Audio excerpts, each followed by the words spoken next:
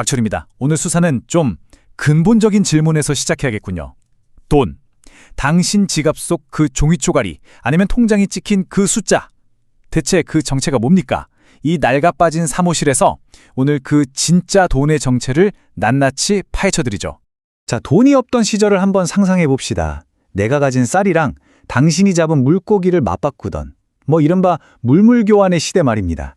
편해 보이나요? 천만에. 빵 한 조각 사자고 키우던 소 한 마리를 총체로 내놓을 수는 없는 노릇 아니겠어요?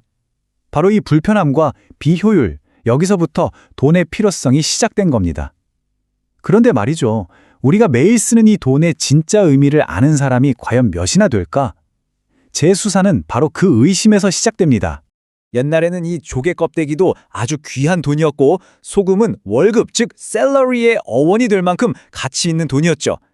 근데 지금 그거 한 움큼 쥐고 편의점 가서 사장님 라면 하나요? 해보시오. 아마 정신 나간 사람 취급받기에 딱 좋을 겁니다. 왜일까요?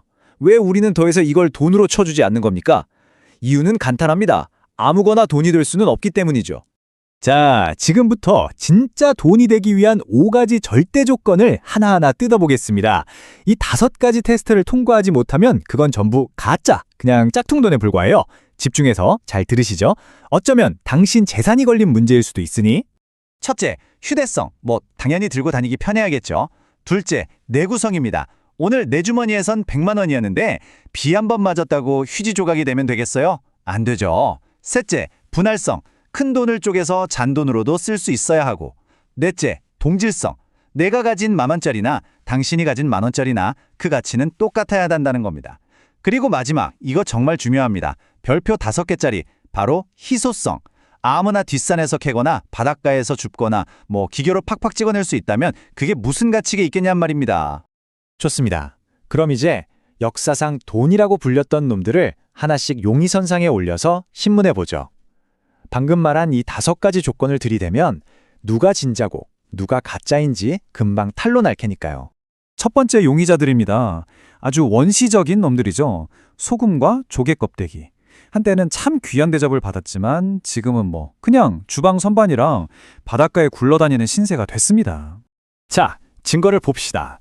소금, 이거 여름 장마철에 주머니에 넣고 다녔다 칩시다. 어떻게 되겠어요? 축축하게 녹아서 다 사라져버리겠죠? 2번 조건, 내구성에서 탈락. 조개 껍데기는 예쁘긴 하죠? 하지만 마음만 먹으면 바닷가 가서 하루 종일 줄 수 있잖아요. 5번 조건, 희소성에서 완전한 실패입니다. 이런 걸 어떻게 믿고 내 전 재산을 맡기냐? 이 말입니다. 수사를 계속하죠. 이번엔 좀 더 덩치가 큰 용의자들입니다. 소나 말 같은 가축, 그리고 태평양의 어느 섬에서 썼다는 그 거대한 돌 화폐.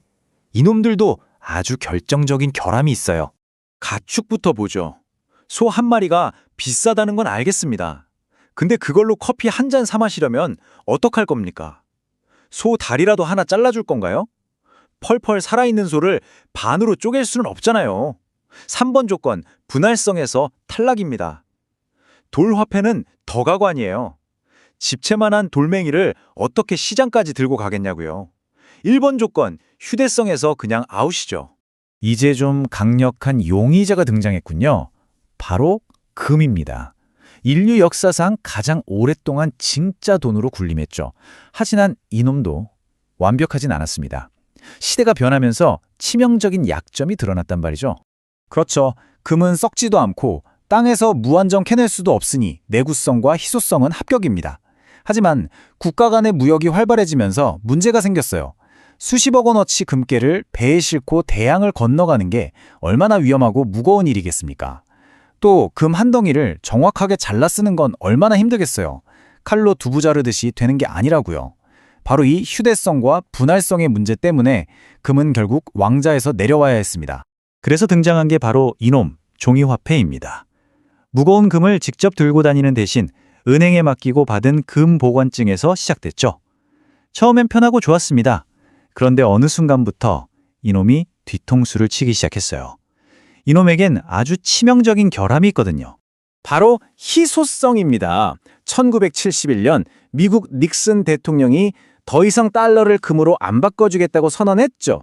금과의 연결고리가 딱 끊어진 겁니다. 그때부터 종이돈은 그저 정부의 약속, 다시 말해 빈 문서가 돼버린 거예요. 정부가 돈 필요하면 그냥 기계 돌려서 밤새도록 찍어낼 수 있잖아요. 결국 이 종이돈도 저 옛날 조개 껍데기 꼴이 나는 건 시간 문제다. 이게 제 수사 결론입니다. 자, 이제 모든 용의자들의 결함이 다 드러났습니다. 그렇다면 모든 조건을 완벽하게 만족시키는 다음 시대의 진짜 돈은 과연 무엇일까? 최종 판결을 내릴 시간입니다. 바로 비트코인입니다. 이건 뭐 뜬구름 잡는 얘기가 아니에요. 화폐가 진화해온 과정을 보면 이건 필연적인 결과물입니다. 금이 가진 희소성과 내구성이라는 장점은 그대로 가져오면서 디지털 기술을 이용해서 금의 약점이었던 휴대성과 분할성을 완벽하게 해결해 버렸단 말이죠. 이 표가 결정적인 증거입니다. 직접 비교해 보시죠. 종이돌은 찢어지고 불타면 그 가치가 사라지지만 비트코인은 전 세계 컴퓨터 네트워크에 영원히 기록됩니다. 내구성에서 비교가 안 되죠. 하지만 가장 결정적인 차이는 바로 이겁니다. 희소성. 정부는 필요할 때마다 돈을 더 찍어내서 여러 번 돈의 가치를 떨어뜨리지만 비트코인은 총 2,100만 개로 그 양이 수학적으로 딱 정해져 있어요. 그 어떤 권력도 이 규칙을 바꿀 수는 없습니다. 분할성은 또 어떻고요? 소수점 8자리까지 완벽하게 쪼갤 수 있습니다. 인터넷만 되면 전 세계 누구에게나 단 몇 분 만에 전송할 수 있죠. 수수료도 거의 없이. 이게 바로 기술의 힘이고 진화의 증거입니다. 이건 어떤 정부나 기업의 약속에 기반한 게 아닙니다. 그냥 그렇게 설계된 조작에 불가능한 수학적 코드일 뿐이에요. 믿음의 영역이 아니라 검증의 영역이다 이 말입니다. 이 상황을 설명하는 아주 오래된 경제 법칙이 하나 있죠. 그레샴의 법칙이라고. 어려운 말로는 나쁜 돈이 좋은 돈을 몰아낸다는 뜻인데 사람들이 가치가 떨어지는 돈은 먼저 써버리고 가치가 보존되는 좋은 돈은 자꾸 쌓아두려고 한다는 겁니다. 근데 제 방식대로 말해드리죠. 더 간단합니다. 더 좋은 놈이 나타나면 구린 놈은 결국 시장에서 퇴출당하는 겁니다. 조개 껍데기가 금에게 또 금이 종잇돈에게 자리를 내줬듯이 말이죠. 역사는 늘 반복됩니다. 그러니까 중요한 건 가격이 좀 오르내는 게 아니에요. 지금 우리가 인류 화폐 역사의 거대한 흐름이 바뀌는 그 현장 한가운데 서 있다는 사실입니다. 이 거대한 그림을 볼 줄 알아야 진짜를 볼 수 있는 거죠. 수사, 결론 내립니다. 진화된 돈이 결국 승리한다. 계속해서 가치가 떨어지는 짝퉁돈에 속아 살 건지 아니면 미래의 진짜 돈을 알아볼 건지 선택은 당신 몫입니다. 오늘 수사 종료.